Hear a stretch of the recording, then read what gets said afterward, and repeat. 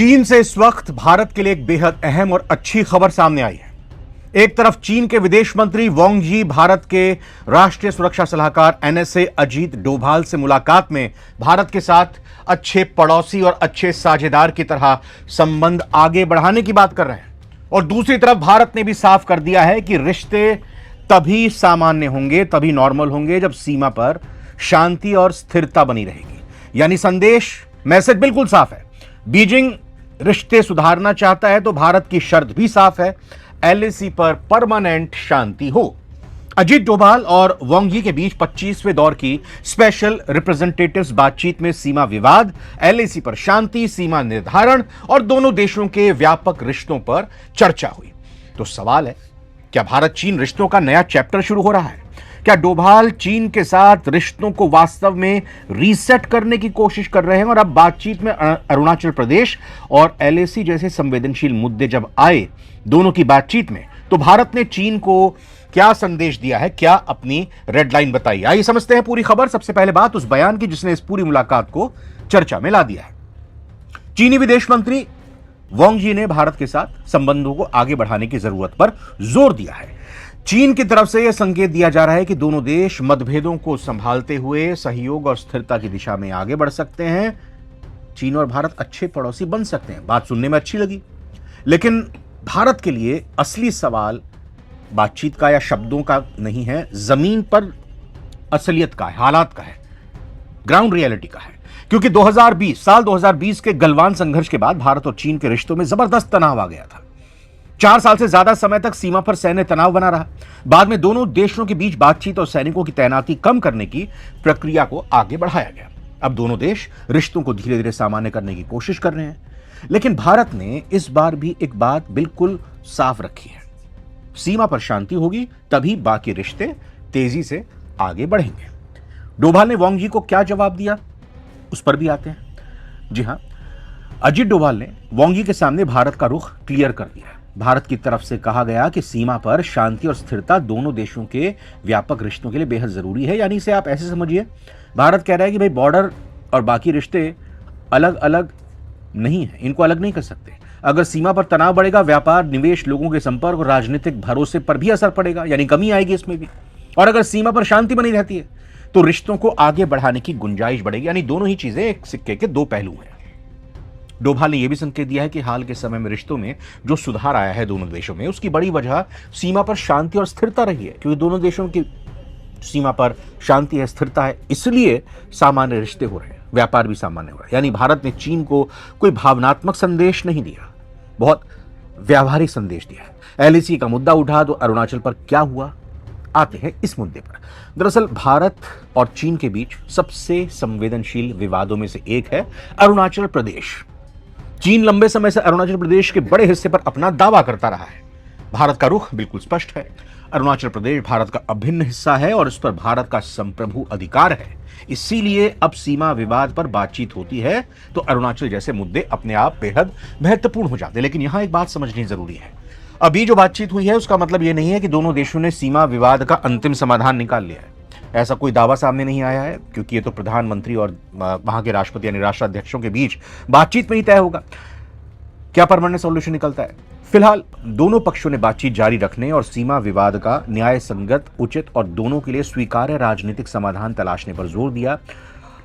अब डोभाल चीन के साथ क्या जो बातचीत हुई है, जो क्या रिश्ते से रीसेट कर रहे हैं, काफी हद तक इसे रिश्तों को स्थिर करने की कोशिश जरूर कहा जा सकता है।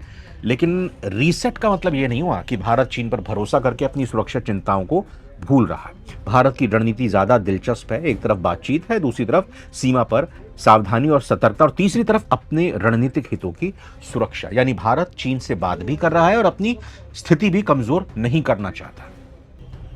यही शायद डोभाल की बातचीत का सबसे महत्वपूर्ण पहलू है। चीन अचानक नरम क्यों दिखाई दिया? चीन ने यह क्यों कहा कि भाई भारत और चीन बहुत अच्छे पड़ोसी बनना चाहते हैं, कहें कि चीन भारत का बड़ा अच्छा पड़ोसी बनना चाहता है। ये सुर में जो बदलाव आया है चीन की तरफ से, ऐसा क्यों है? इसके पीछे कई कारण हैं। जी हाँ, इसके पीछे कई कारण हो सकते हैं। पहला तो ये कि भारत और चीन दोनों के लिए सीमा पर लगातार तनाव महंगा पड़ रहा है। दूसरा, दोनों बड़ी अर्थव्यवस्थाएं हैं, व्यापारिक रिश्ते दोनों के लिए महत्वपूर्ण हैं। तीसरा पॉइंट है, आज दुनिया का जो जियोपॉलिटिकल माहौल है तेजी से बदल रहा है। अमेरिका, रूस, यूरोप, ईरान और पश्चिम एशिया के बीच लगातार नए समीकरण बन रहे हैं और ऐसे माहौल में भारत और चीन के लिए भी यह जरूरी है कि वो कम से कम अपने सबसे संवेदनशील मुद्दे यानी सीमा पर तनाव को नियंत्रित रखें, इसको और आगे ना जाने दें, इसको संभाल लें। और चौथा बड़ा कारण है ब्रिक्स। ब्रिक्स में आपको बता दें कि ब्रिक्स से पहले डोभाल की चीन यात्रा ये कहा जा रहा है कि हुई है, ये अहम क्यों हो जाती है? वैसे स्पेशल रिप्रेजेंटेटिव्स की ये मीटिंग थी, लेकिन ब्रिक्स से पहले ये बैठक आयोजित की गई है। ये यात्रा ऐसे समय में हुई है जब अब सितंबर में ब्रिक्स को लेकर भारत और चीन दोनों की नजरें दोनों की तरफ दुनिया देख रही है। चीनी राष्ट्रपति शी जिनपिंग की संभावित भारत यात्रा की चर्चा भी इस पूरे घटनाक्रम को और महत्वपूर्ण बनाती है। अगर चीन और भारत के बीच शीर्ष नेतृत्व स्तर पर मुलाकात होती है तो उससे पहले सीमा पर माहौल को स्थिर रखना दोनों देशों के लिए जरूरी होगा। इसलिए डोभाल और वांग जी की बैठक को केवल एक सीमा वार्ता के तौर पर देखना शायद पूरी तस्वीर नहीं होगा। यह आने वाले महीनों के लिए भारत चीन संबंधों की जमीन तैयार करने वाली बातचीत भी हो सकती है। लेकिन क्या भारत चीन पर आंख मूंद कर भरोसा कर सकता है, जबकि इतिहास हमने देखा चीन का कैसा रहा है, पीठ पर छुरा भोंकने का? यही सबसे बड़ा सवाल है। फिलहाल बातचीत जो हुई है उसके आधार पर यह नहीं कह सकते कि हाँ हम पूरा भरोसा कर लें, यह भी नहीं कह सकते कि हम उन पर भरोसा ना करें, क्योंकि भारत ने साल 2020 के बाद एक बात बहुत स्पष्ट रूप से समझी है। जो गलवान विवाद हुआ, सीमा पर भरोसा सिर्फ बयानों से नहीं बनता, भरोसा बनता है जमीन पर कार्रवाई से, सैनिकों की तैनाती से, पेट्रोलिंग व्यवस्था से, सीमा प्रबंधन से, संचार तंत्र से और सबसे महत्वपूर्ण दोनों देशों के बीच हुए समझौतों का पालन दो तरफा हो। इसीलिए भारत की तरफ से बातचीत जारी रहेगी, लेकिन सुरक्षा को लेकर सावधानी भी बनी रहेगी। सबसे बड़ा संदेश अगर इस पूरी बैठक को एक लाइन में समझना हो तो यह होगा कि चीन रिश्ते सुधारने की बात कर रहा है, भारत कह रहा है कि सीमा पर शांति के बिना रिश्तों का सामान्य होना बेहद मुश्किल है। यानी भारत ने चीन को एक तरह से रोड मैप दे दिया है, यह बता दिया है कि इस रोड मैप पे हमें भी चलना होगा और आपको भी चलना होगा। हमें दोनों देशों का सम्मान करना होगा, दोनों देशों की सीमाओं का सम्मान करना होगा, गैर जरूरी टकराव से बचना होगा और किसी तीसरे पक्ष के चक्कर में अपने संबंध नहीं खराब करने होंगे।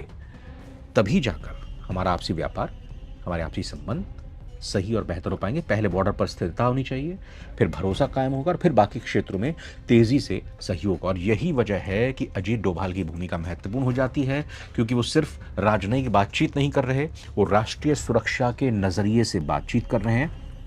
अब आगे क्या हो सकता है? सबसे पहली तो बात है कि ब्रिक्स में चीन का कौन प्रतिनिधित्व करता है। अब 3 चीज़ों पर नजर रहेगी। पहली ये कि एलएसी पर जमीन की स्थिति क्या होती है, शांति और स्थिरता आगे बनी रहती है, सीमा विवाद को लेकर दोनों देशों को लेकर अगले दौर की क्या बातचीत होती है और दोनों देश लंबे समय से चल रहे सीमा विवाद के राजनीतिक समाधान की दिशा में कितना आगे स्थायी रूप से परमानेंट तरीके से बढ़ते हैं। और तीसरी बात ये होगी जिस पर नजर रखनी है, शी जिनपिंग की संभावित भारत यात्रा। अगर ये यात्रा होती है और मोदी शी जिनपिंग की मुलाकात होती है तो आज की डोभाल वांग बातचीत जो 24 और 25 तारीख के दौरे के दौरान हुई, ये एक अहम रोल निभा सकती है। दोनों देशों ने अब अगली स्पेशल रिप्रेजेंटेटिव्स बैठक भारत में 2027 में करने पर भी सहमति जता दी, यानी कि 2027 में चीन के विदेश मंत्री भारत में आ सकते हैं या चीन के एनएसए यहाँ भारत में आ सकते हैं। तो मामला पूरी तरह से साफ। भले ही अच्छा पड़ोसी बनने का राग अलाप रहा हो चीन, लेकिन भारत की नीति अब स्पष्ट है, भरोसा करो लेकिन सावधानी के साथ। जब तक सीमा पर पूरी शांति कायम नहीं होती तब तक रिश्तों का इतिहास रातों रात नहीं बदलेगा। आपको क्या लगता है कि चीन अपने वादे पर क्या कायम रहेगा? क्या भारत की बात मानेगा? कमेंट करके अपनी राय जरूर बताएं। वीडियो को लाइक करें, शेयर करें, हमारे चैनल को सब्सक्राइब करना ना भूलें।